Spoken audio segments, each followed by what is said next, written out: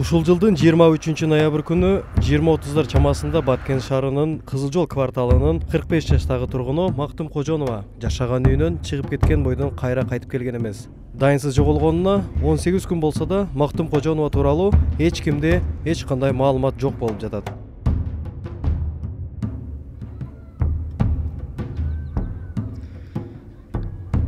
Дайынсыз болгон Мактум Кожонованын күйөөсү Сыдык Рахманов ошол күндү төмөнкүчө айтып берди. 23 күнү саар менен жакшы эле болгонбуз экөөбүз.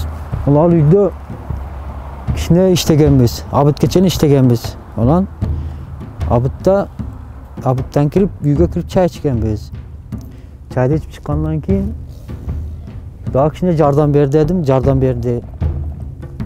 Не жумуш кылдыңыздар?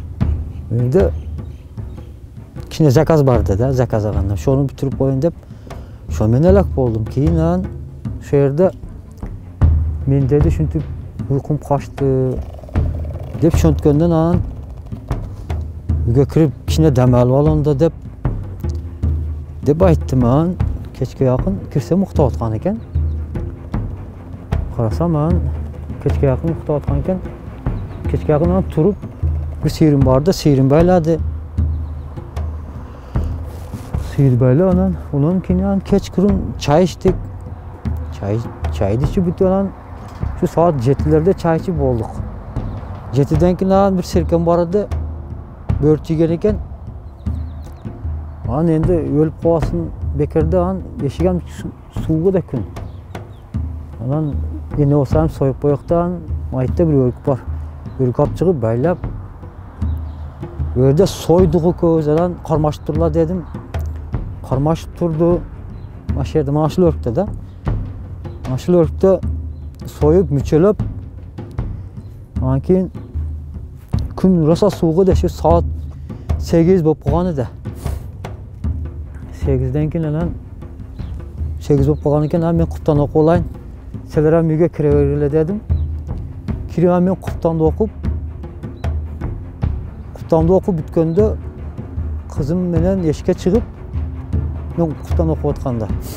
Kızım ekö çıkkan eken da kızım mayta kaptır. Akmırza. Ana buyak qarap baskan eken de.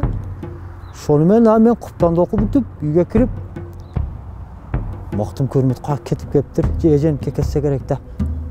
Мейман күтүп отургандек. Şonu men как кеттир деп эле коюп отура бериптим да бир малдан. Булар кеп kaldılar.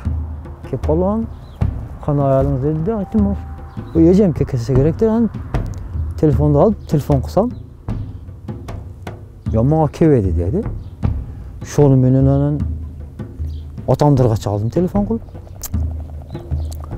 Ya bizge kegen jok dedi. Ondan Alimbek üköme telefon kılıp. Oğu telefon kusam yok qarap kegen jok dedi. Maytте komşulardı gördük. Çok kegen jok dedi.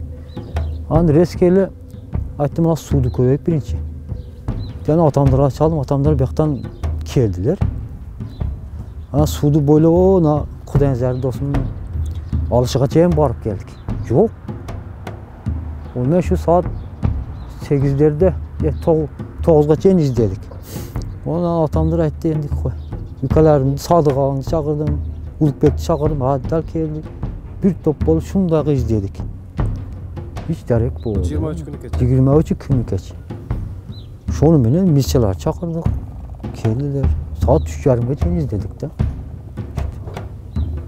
Bunda ушул күнгө чейин үй бүлөдө катуу уруш талаш болгон эмес. Мактым ден соолугу да жакшы болчу. 23-ноябрь күнү да экөөсү чогуу үйдөгү иштерди кылганын айтып берди. Sen turgan жерде нешетте кармап бергенде мына жыгачты коюп үстүгө коюп şu abitke çeyin iştegemiz ekөөбүz. 23 күнү? 23 күнү. Мындай жакшы эле маанайда болгонбу же? Жок, маанайы жок деди. Мен неге мынтип калыптыр деп эле оюм кетпептир да. Şöntө анан абыттан кийин айттым кирип дем алып жат дедим, дем алып жатты. Кечке жакын шамга жакын турду. Сыйырын белеген, сыйырды. Şöntө анан түштөн кийин эле кеч şu 8'den кийин кеткен да. Окуя болгон күнү апасы менен чогуу сыртка чыгып таппай калган кызы Акмырза буларды айтып берди. үйгө отуруп эшикке чыккан элек, эшикке чыгып келейин деп. Анан апам бияка өткөн. Ondan keyin arkasından barsam жок. Апаң сагындың? Апам сагындым. Бул факты боюнча Баткен шаардык ички иштер башкармалыгы тарабынан бирдиктүү рейстерге дайынсыз жоголуу беренеси менен катталганын облустук ички иштер башкармалыгынын басма сөз катчысы Дамира Юсупова тастыктады. Бүгүнкү күндө облус аймагы жана кошуна өлкөлөрдөн да издөө иштери жүрүүдө. Салам медиасы, Баткен.